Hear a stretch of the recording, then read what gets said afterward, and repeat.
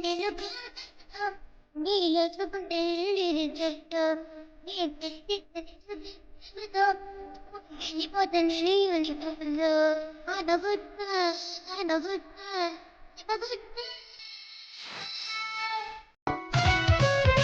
a very good girl, said my old teacher, my dear dada.